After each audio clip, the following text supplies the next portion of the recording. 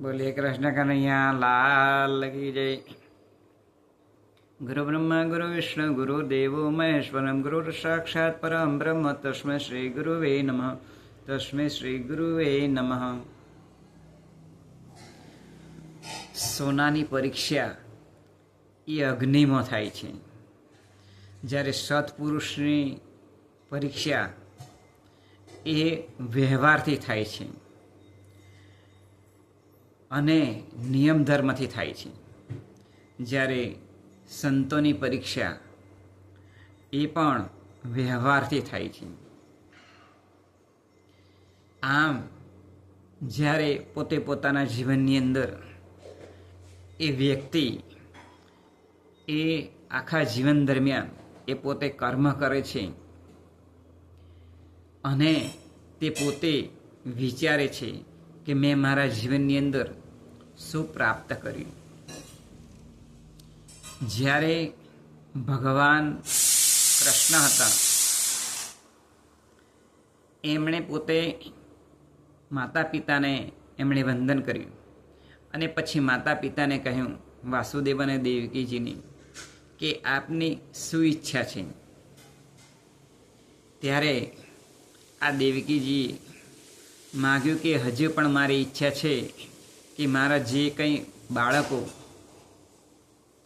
6 બાળકો એ મારી નાખ્યા હતા કંસે, એ મને જોવાની ઈચ્છા છે. ત્યાર પછી ભગવાને એમને દર્શન કરાવ્યા હતા. પછી ફરીથી પણ કહ્યું એમણે વંદન કરીને. ત્યારે વાસુદેવ અને દેવકીજીએ કહ્યું કે અમારી અંતિમ ઈચ્છા છે કે અમારું જે મરણ છે એ મંગલમય બને. દરેક વ્યક્તિ એ પોતાના જીવનની અંદર એ જીવતે જીવતે તો દુઃખી થતો હોય, પરંતુ અંત સમયે પણ એ ઘણો બધો દુઃખથી એ પીડાતો હોય છે. ત્યારે તેને તેના જીવનની અંદર એ બધા જ કર્મો એને યાદ આવતા હોય છે. જ્યારે સંતો હોય એ સંતોની પરીક્ષા એ કપડોથી થતી નથી, એ જાતિથી થતી નથી, એ વ્યવહારથી થતી નથી, પરંતુ સંતોની આંખ હંમેશાને માટે એ દિવ્ય હોય છે અને તે હર ક્ષણ એ ભગવાનના દર્શન માટે એ ઝંખે છે. એ સત્પુરુષ છે, એ સાધુ છે. આમ સાધુઓની પરીક્ષા એમને આંખોથી થાય છે. એક વખત ભૃગુ ઋષિ એ પોતે ભગવાન નારાયણની પરીક્ષા કરવા માટે ગયા હતા. એટલે સમુદ્રની અંદર ગયા અને પછી આ ભૃગુ ઋષિ જોયું તો ભગવાન સૂતા હતા શેષૈયા ઉપર. એટલે એક લાત મારી ભગવાનને. ત્યારે ભગવાને જોયું તો આ તો ભૃગુ ઋષિ હતા, બ્રાહ્મણ હતા, એટલે એમનો જે ચરણ હતો પગ એ પંપાળવા લાગ્યા અને ભૃગુ ઋષિને કહ્યું કે તમારા આ કોમળ પગને મારી છાતી ઉપર જે વાળ છે એનો ઘાત લાગ્યો હશે. આમ કરીને પંપાળવા લાગ્યા. ત્યારે લક્ષ્મીજી એ પોતે નારાયણના ચરણની અંદર સેવામાં હતી, એટલે એમને દુઃખ થયું અને એમણે કહ્યું કે તમે એને સજા કરો. પરંતુ ભગવાન એ તો દયાળુ છે, કરુણાના સાગર છે. એમણે પોતે બ્રાહ્મણ ઉપર દયા કરી અને પોતે છાતી ઉપર ભૃગુ લંછન નામનું એ ચિહ્ન એ અત્યારે પણ ઘણી વખત એ નારાયણ ભગવાનની મૂર્તિ હોય તો એમના છાતીની અંદર એ ભૃગુ લંછનનું ચિહ્ન એ આજે પણ એ જોવા મળે છે. આમ ભગવાનની પરીક્ષા કરી તો ભગવાને પણ એમને પોતે ભૃગુ લંછન તરીકે એમણે પોતાના છાતીની અંદર એ ચરણ ચિહ્ન એ અત્યારે એ ઉપસી આવે છે, દૃશ્યમાન થાય છે. માટે ભગવાનની પરીક્ષા બ્રાહ્મણે કરી છતાં પણ કરુણાના સાગરે એમને એ પગ એ પંપાળ્યો હતો. આમ ભગવાન એ કરુણાના સાગર છે. એક વખત રામને ઈચ્છા થઈ કે આ બધા જે વાનર સેના છે એ રામ લખી અને પથ્થર એ નાખે છે દરિયાની અંદર અને પુલ બનશે, તેના કરતાં લાવને હું જ પરીક્ષા કરી જવું કે એક પથ્થર લઈને અંદર નાખી જવું. પણ આ બધા દેખે છે માટે ખૂબ દૂર સુધી ભગવાન ગયા રામ, અને પછી એક પથ્થર લીધો અને પછી દરિયાની અંદર નાખ્યો, ડૂબી ગયો. બીજો લીધો, એ પણ ડૂબી ગયો. ત્રીજો લીધો, એ પણ ડૂબી ગયું. એટલે એમની પાસે જ હનુમાનજી એ પોતે બિરાજમાન હતા. જ્યાં ભગવાન હોય રામ, ત્યાં એ હનુમાનજી એ સાક્ષાત એમનું સ્વરૂપ એ હોય છે.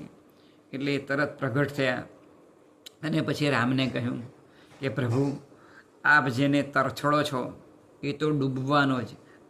આપણે તમે જેને અપનાવો છો, હાથ ઉપર રાખો છો, એ તો તરવાનો. ત્યારે આવું હનુમાનજીએ રામને કહ્યું. ત્યારે હનુમાનજી એ જોઈ અને જે રામ હતા એ ખુશ થઈ ગયા કે હનુમાન, હું તો એટલું જ માનતો કે તું માત્ર બળવાન છે, પણ તું બુદ્ધિમાન છે. બુદ્ધિમત્તામ વરિષ્ઠામ, બુદ્ધિઓમાં પણ તું શ્રેષ્ઠ છે. માટે રામ એ હનુમાનજીને ભેટ્યા હતા.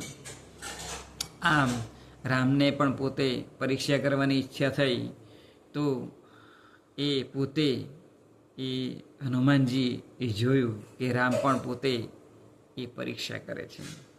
માટે આવી રીતે પણ એક વખત ઇન્દ્રદેવ હતા, એમને પણ પરીક્ષા કરવાની ઈચ્છા થઈ. કોની? ધર્મરાજા યુધિષ્ઠિરની. જ્યારે પાંચે પાંડવો અને દ્રૌપદી છઠ્ઠી, આ 6 જણ એ કેદારનાથથી ઉપર જતા નિર્વાહરણ પંથ આવે છે. એ નિર્વાણ પંથની જે છે ત્યાંથી એ પસાર થતા હતા. તેવા સમયે વારાફરતી બધાએ દેહ છોડી દીધો. આ યુધિષ્ઠિર જે હતા એમની સાથે એક કૂતરો હતો. એ કૂતરો એ સાથે ને સાથે જતો હતો. એટલે ઇન્દ્રદેવની ઈચ્છા થઈ પરીક્ષા કરવાની, ધર્મરાજા યુધિષ્ઠિરની. એટલે પોતે રથ લઈને આવ્યા અને આ જે હતા યુધિષ્ઠિર એમને કહ્યું કે હું તમને લેવા માટે આવ્યો છું, આપને સ્વર્ગમાં આવવાનું છે, આ રથની અંદર બેસી જાઓ, પરંતુ આ કૂતરાને છોડી દો. ત્યારે આ ધર્મરાજા એ પોતે છોડવા માટે તૈયાર થયા નહીં. અને ધર્મરાજા યુધિષ્ઠિરે કહ્યું કે આ તો પહેલાંથી જ મારી સાથે છે, એટલે હું એમને છોડ્યા વગર આવવાનો નથી. પહેલો તમે આ કૂતરાને બેસાડતા હોય તો જ હું તમારા રથની અંદર બેસી અને સ્વર્ગની અંદર આવી શકું. એટલે તરત જે કૂતરો હતો એમણે ધર્મનું સ્વરૂપ પ્રગટ કર્યું. અને પછી એ વિચાર કરવા લાગ્યા ઇન્દ્રદેવ કે ખરેખર હું આ યુધિષ્ઠિરને લેવા માટે આવ્યો હતો, પરંતુ સાથે એમની સાથે ધર્મ પણ છે. જ્યારે ઇન્દ્રદેવની પરીક્ષા કરવાની ઈચ્છા થઈ યુધિષ્ઠિરની, તો એમની સાથે ધર્મ હતો. એટલે ધર્મને કારણે એ પોતે સ્વર્ગ પામી શક્યા હતા. આમ આપણે આપણા જીવનની અંદર જે જીવન છે એની અંદર એ પરીક્ષા કઈ જીવનની? તો આપણા જીવનની અંદર આપણો અંત સમય એ સારામાં સારો જાય, ભક્તિમય જાય, સદાને માટે ભગવાનનું નામ આપણી જીભની ઉપર રમતું રહે. આપણા મનની અંદર ભગવાન સંબંધી વિચારો, સત્સંગ સંબંધી વિચારો, ભગવાનના ચરિત્રો એ સદાયને માટે એ આપણા મનની અંદર રહે. તો આપણો જે અંતિમ પરીક્ષા છે એની અંદર એ પ્રથમ નંબર આવે, પાસ થઈ જઈએ. અને જેમ કહેવામાં આવે છે કે શું થયું, તો કે તાવ આવ્યો અને ડોશી ટપ લઈને મરી જાય. આવી રીતે જ્યારે દેહ જતો રહે તો આપણે એમ માનવું કે આપણે આપણા જીવનની અંદર આપણા સત્કર્મનું પરિણામ એ ભગવાન એમના ધામની અંદર ખબર પણ પડે નહીં એવી રીતે આપણને એ પહોંચાડી દે છે. જેમ પાકું ફૂલ હોય અને એને કહેવું પડતું નથી કે તું ખરી જા, પણ એનો સમય આવે એટલે ઓટોમેટિક એની ડાળીની અંદરથી, એના ડીટાની અંદરથી એ તરત છૂટું પડી જાય છે. પરંતુ એ ફૂલ મોગરાની અંદરથી એકદમ ખીલું ના ખીલું, ખીલું ના ખીલું આમ કરતો હોય અને એને ચૂંટવામાં આવે તો તકલીફ પડતી હોય છે તોડવાની અંદર. માટે જ્યારે એ પોતાના કર્મથી એ શુદ્ધ કર્મ કરી અને પોતાના દેહ સાથે એ ભગવાનના સ્થાનની અંદર બિરાજમાન થાય અને સદાય ભગવાનના ચરણોની અંદર સેવામાં રહે, એ જ સાચી પરીક્ષા છે જીવનની. એ જ આજના શુભ દિને પ્રાર્થના બોલીએ. કૃષ્ણ કનૈયા લાલ કી જય.